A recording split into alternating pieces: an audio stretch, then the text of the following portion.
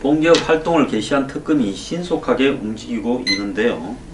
오늘 아침에 특검이 김기춘 전 비서실장 자택, 조윤선 문체부 장관 자택 등 10곳을 압수수색을 했습니다.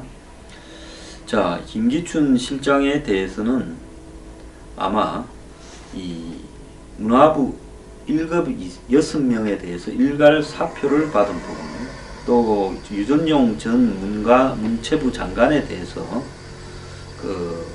이런 6명을 잘라라고 지시를 한 부분, 또 특정한 인사에 대해서 좀 인사를 부탁한 부분, 이런 것들이 주로 적용될 거라고 보고요. 특히 김종이 김기춘 전 실장한테 인사청탁을 한 것, 자신의 그 지인에 대해서 그 문체부 전 고위간부인데요, 평창올림픽 조직이 부위원장에 임명되도록 해달라, 이런 부분들을 김기춘 전 실장한테 이렇게 이야기했다, 이런 부분이 나올 것 같습니다. 조윤선 장관은 문화부 예술인 블랙리스트하고 관련 있는 게 아닌가 이렇게 보이고요. 여기에는 김기춘 실장도 연관이 되어 있다, 이렇게 지금 의혹이 등장하고 있습니다. 이뿐만 아니라 국민연금을 관장하는 김진수 청와대 보건복지수석도 압수수색을 했습니다. 이 부분은 특검의 지금 수사 방향이 삼성과 관련된 삼성물산과 제일모직의 합병에 국민연금이 찬성한 부분을 특검이 삼성과 대통령 최순실 간의 3자 뇌물관계에 의해서 발생한 게 아니냐고 조사하는 문제와 직결되어 있다고 보고 있습니다. 자, 특검은 결국은 삼성이 최순실에게 220억 이상의 계약을 맺고 80억을 실제로 성모와 관련해서 준 부분, 장시호의 동계스포츠 재단에 16억을 준 부분이 결국은 국민연금이 삼성의 내부 회사의 합병에 대해서 찬성하는 대가로 최순실이 영향력을 대통령을 통해서 행사해 준 것이 아니냐. 그래서 3자 뇌물 내지는 직접적인 수뢰, 즉 최순실과 박 대통령이 경제 동일체, 지갑을 같이 쓴다면 직접적인 뇌물로도 할 수 있고, 아니면 대통령이 지시해서 최순실이라는 제3자에게 뇌물이 가도록 한 것 아니냐, 이 부분에 대한 조사라고 보고 있습니다. 오늘 국조특위는 최순실 서울구치소에서 현장 청문회를 하려고 했습니다. 다른 구치소에 있는 안종범, 정호성까지 데려와서 3명을 서울구치소의 회의실에서 청문회를 여는 방식으로 하려 했는데요. 이 3사람이 모두 불출석하자 국회 모욕죄로 고발하기로 의결을 했습니다. 또 최순실이 불출석 사유를 공황장애를 갖다가 이야기를 하고 있는데, 과연 최순실이 공황장애인지 특위위원들이 직접 최순실이 있는 깜방에 들어가서 확인하기로 했습니다. 자, 한보청문회 정태수 회장 이후 19년 만에 교도소, 구치소 청문회가 열리는가 했는데요. 결국은 열리지 못했습니다. 자, 홍남식 서울구치소장은 3차례에 걸쳐서 최 씨를 만나 동행명령장을 거부하면 벌금과 징역 5년 이하의 처벌을 받게 된다고 통보했음에도 불구하고 나오지 않았다는 겁니다. 다른 2사람도 마찬가지입니다.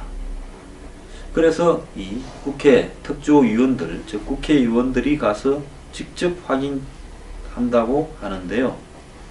최순실의 입장에서는 벌금 좀 내면 되지, 이 국조특위의 수위를 잇고 끌려 나와서 자신에게 불리한 말을 강요당하거나 또 다른 자신이 예측하지 못한 증거들이 터져 나오는 부분을 원하지 않을 것이라는 생각이 듭니다. 안 나오는 것이 당연한 거겠죠. 지금 김기춘 전 비서실장에게 압수수색이 들어가고 이제 강제 수사를 하겠다라는 이야기까지 지금 나오고 있습니다. 우병우 지난번에 그 국조특위에 나타나서 18명의 국회의원을 비웃듯이 아주 건강을 떨었습니다. 자, 우병우에 대해서요.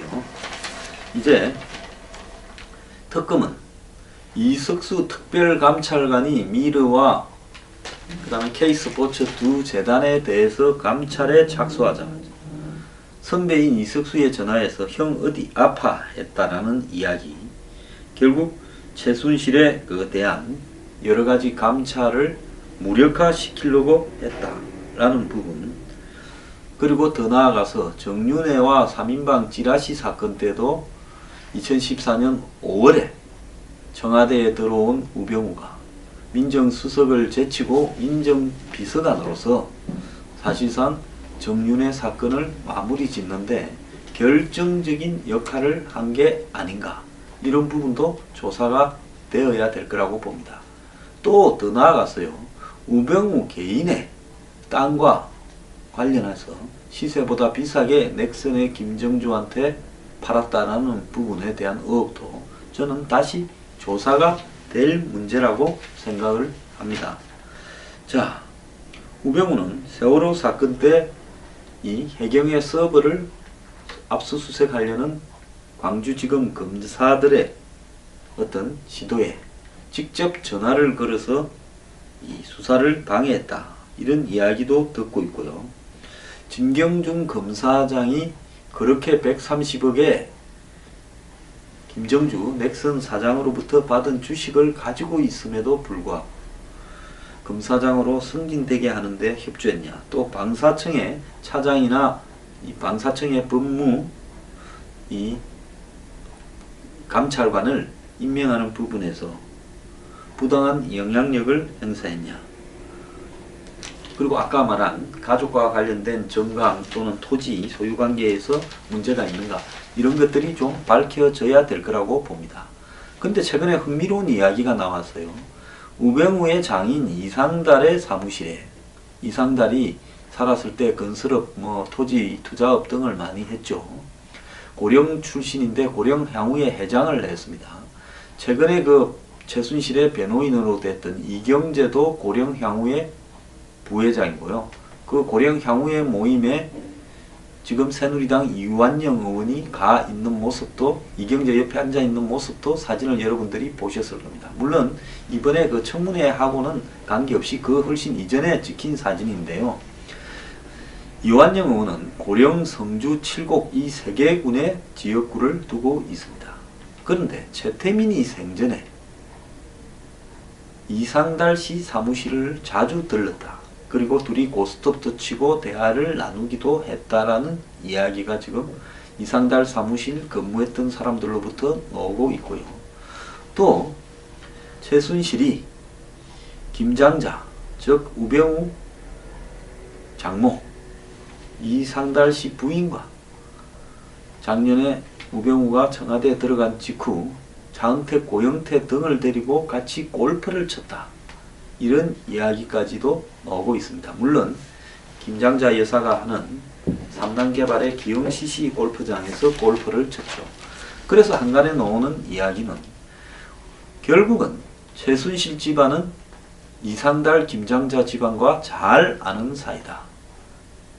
그래서 그런 어떤 맥락으로 인해서 2015년 1월에 정윤회가 검찰에 출두할 때 변호인을 돌아간 이상달 씨의 부인인 김장자의 추천을 최순실에게 했고, 김장자가 그래서 우병우가, 권력을 좋아하는 우병우가 2014년 5월달 세월호 침몰 이후에 민정비서관으로 들어갔고, 그런 백이 있기 때문에 그 이후에 김기춘 실장이 특별히 그를 관리했고, 김영한 민정수석은 상관인데도 노예시 되었고, 또 더 나아가서 이미 2014년 1, 2, 3월경에 찌라시가 청와대에서는 내부적으로 터지지 않았습니까? 그런 부분과 관련해서 이 조홍천, 박관천 등이 저질렀던 일을 수습하고 청와대를 이렇게 이 사정적인 기능을 쪼는 역할을 우병우가 했을 거다.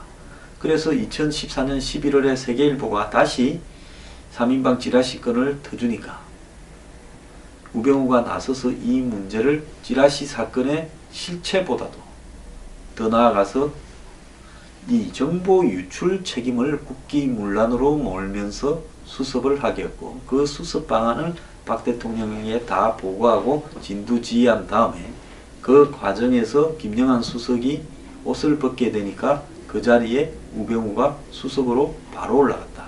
청와대에서 민정비서관 갔다가 곧바로 민정수석이 된 사람은 거의 없을 거라고 저는 보입니다. 자, 이 과정에서 정윤회의 변호인으로 아까 말한 이경재 변호사가 추천되고, 이번에는 또 최순실의 변호인으로 이경재 변호사가 추천되었는데, 최순실이 일보다도 태블릿 PC나 박 대통령의 탄핵 부분에 더 집착하는 모습을 보이는 걸 보면, 이경재 변호사는 최순실과의 관계에 의해서, 또 이상달 김장자와의 관계에 의해서 이런 일들을 다 맡고 있다. 그러면 여기에 이완영 의원도 고령이라서 이들 김장자나 최순실하고는 잘 알게 될 연고가 있고, 또 이완영 의원의 후배가, 고등학교 후배가 정동춘 K스포츠 이사장이다. 이런 어떤 관계들, 그러니까 한마디로 우병우가 민정비서관이라는 자리를 세월호 직후에 들어가고, 또 3인방 찌라시가 터졌던 직후에 들어가서 세월호 과정을 갖다가 진두지휘하고, 그리고 더 나아가서 찌라시 사건이 11월 달에 보도되면서 법적 문제가 생기는 부분도 다 정리하고 민정수석으로 올라갔다는 거고, 그 과정에서는 최순실 집안과 이상달 집안의 오래된 인연이 작용을 했고, 이완영도 또 정동춘도 이 커넥션의 끈앞풀이다. 이렇게 이야기를 하게 되면 모든 일이 명확하게 드러나는 것 아닌가 생각을 합니다. 마지막으로요, 오늘 한 신문에 보면 이런 기사가 났습니다. 작년에 조선일보가 7월 한 17일쯤에 우병우 수석의 땅 문제를 터뜨리니까 청와대가 매우 강하게 반응이 나왔는데요.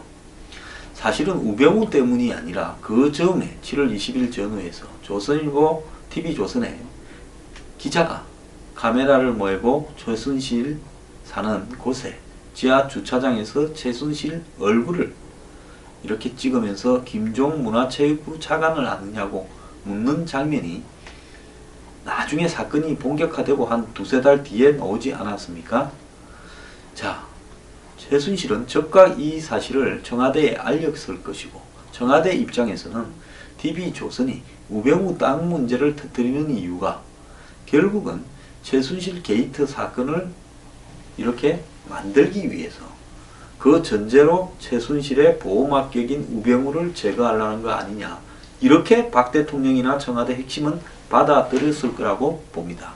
그러니까 이상하게 무리하게 부패 기득권이다, 좌파 세력의 연합이다, 이렇게 이야기를 하면서 국기문란으로 또 지난번에 3인방 찌라시 때처럼 똑같은 말을 하고, 그 직후 부패 기득권 세력을 입증하듯이 조선일보 송희영 주필 사건을 터뜨리면서 조선일보는 한마디로 꼬리를 내렸고, 그 사실이 이제 한겨레로 넘어가서 한겨레에서 폭로하기 시작을 했고, 그리고 이후에 최순실은 독일로 도주했고, 그리고 태블릿 PC가 나오면서 지금까지 오게 됐습니다. 그때 우병우 문제에 왜 청와대가 저렇게 강하게 나오는가?